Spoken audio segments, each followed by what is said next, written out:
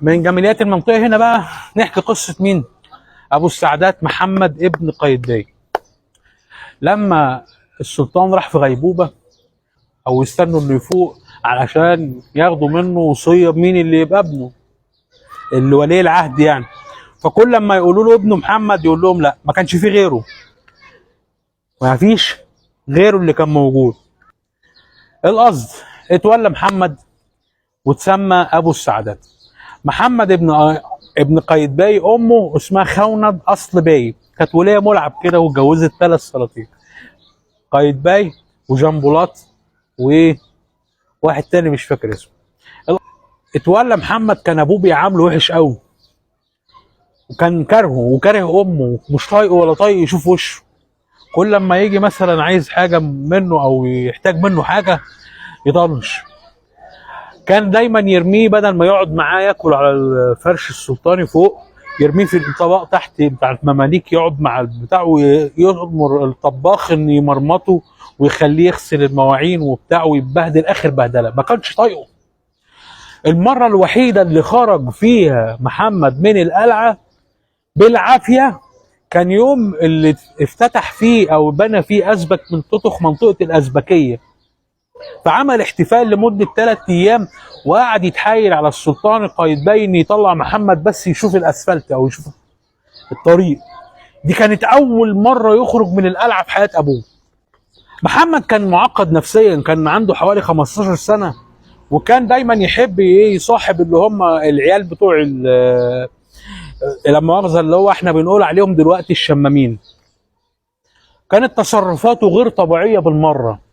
كان مثلا يجي في حته واسعه كده في وسط ميدان، انصبوا لي الخيمه هنا اهي، ضربت هقعد في الحته دي في اي حته. ينزل بالليل يمشي مع الحراميه والشيوخ المنصر. وطلع بقى في حته هوايه غريبه جدا، كان بينزل السجن تحت، تمام، يشوف اللي محكوم عليهم بالاحكام الوحشه ويبتدي يتسلى عليهم، ده يقطع له مناخيره، ده يقطع له صابع ايديه، ده يقطع له ودانه. كان شخصيه ساديه بقمه القذاره والبشاعه. تطور الموقف ان بقى يطلع بالليل يستنى الناس في الشارع ويتسلى عليهم نفس التسليه. وكان بيعمل حركه وحشه قوي. في مره كان محمد ابو السعدات ده سلطان البلاد اتنكر في شخصيه مراكبي، اللي هو لما مؤاخذه اللي بيعدي الناس على بر النيل، كنت تركب مثلا من بر يعديك بالبر وتدي قرشين. فكان معاه واحد ومراته بيعدوا، فعمل حركه عكس الوليه، الراجل راح مديله على فعيل 15 16 سنه وما يعرفش ان هو السلطان. تاني يوم الصبح الراجل ده اتقبض عليه وطلعوه القلعه، نزلوه السجن. بالليل نزل له محمد ابو السعدات يتسلى عليه. اوبا، انت وقعتي ولا الهوى اللي رماكي؟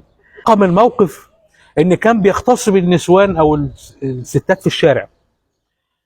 اللي جاب دماغه بقى، في مره مشي مع بنت حلوه يعني عجبته، مشي وراها لحد ما وصل بيتها، دخل وراها وامر الحرس بتوعه انه يقفوا على الباب. طلع طبعا اهل بيتها وامها واهلها بره، واستفرد بالبت في البيت، اغتصبها وسلخ جلدها حي، يعني وهي صاحيه سلخ جلدها. طلع طبعا بره البيت، كانت الناس اتلمت والناس هاجت. طلع بره البيت غرقان دم وماسك جلد البت في ايده وبيضحك. فشخصيه يعني غير مأسوف عليه. في يوم كان بيتفسح ناحيه طلبيه كده في الهرم فيصل، فوهو راجع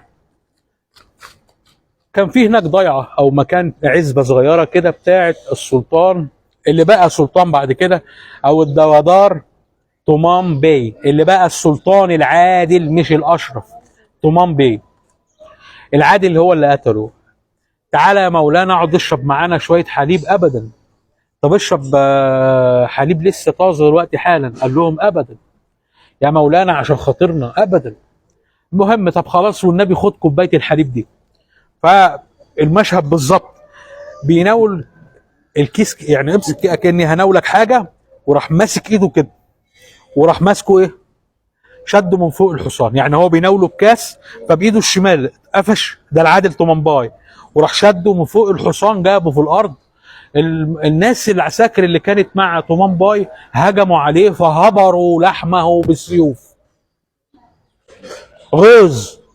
ليه؟ الناس والشعب والامراء والمماليك ده لدرجه كانوا بيحبسوه في القاعه. يا مولانا ما ينفعش تنزل تصيع مع العيال في الشارع، يا مولانا سمعتنا، يا مولانا تصرفاتك غلط ابدا. يهرب وينط وينزل. ففي خلال السنتين دي تقريبا جنن الناس، الشعب والمماليك. جابوه هنا عند ابوه اللي هي الحته اللي شفتوها جوه الصغيره دي، دفنوه. طبعا كان عباره عن قرص عجه او كفته ويستاهل بصراحه. وده كان اوسخ نموذج من نماذج السلاطين المماليك الجراكسه اللي حكمت في مصر. طبعا جه بعد منه قنصوه ما عرفش والى اخره. فده زي ما قلت جوه ان فتره قايتباي كانت حلاوه الروح، او الفتره اللي بتفرفر فيها السلطنه المملوكيه، اللي بعد كده اندثرت خلاص، ما بقاش في حاجه اسمها سلطنه مصريه. طبعا اللي يقول لك اصل قنصوه ومش قنصوه، كل اللي جه بعد منه هفق، واولهم ابنه. تمام. طبعا خونه اصل باي بقى ام محمد، يعني بعد ما مات قايتباي مش ربنا يهديها، لا، راحت اتجوزت موظف كبير شويه، وتعرفت على العادل جان بولاط، بقى ينزل لها البيت. فلما الموضوع اتفقس فبقت اتطلقت واتجوزها جان بولاط. الولايه دي اللي ليها مسجد في الفيوم، خونه اصل باي، طبعا مشهور او معروف، بس معروف باسم قايتباي، بس هو اصلا بتاع اصل باي. القصد، فلغايه لما جيت اتولى العادل طومان بي اللي هو قتل ابنها ده، قتل جوزها. فيحكى ان لما جه قنصوة الغوري اتولى وقبضوا على العادل طومان باي، اتقطعت راسه. اوسط المشاعليه ان هم يعدوا قدام بيتها علشان تضرب راس طومان باي اللي قتل جوزها الثاني اللي هو السلطان جنبلاط، وقتل ابنها السلطان محمد ابو السعدات. فكانت عايزه تنتقم، فجابوها في، كانت هي ساكنه باب الوزير على فكره. هتلاقي في حاره صغيره اسمها ام السلطان، ما يقصدش خونه بركه، لا دي هي دي كانت ساكنه في بيت صغير. المهم انتهى اللقاء كده. تعالوا نخش بقى ايه على مولانا الشيخ حسن الجبرتي، ده ليه قصه تحفه.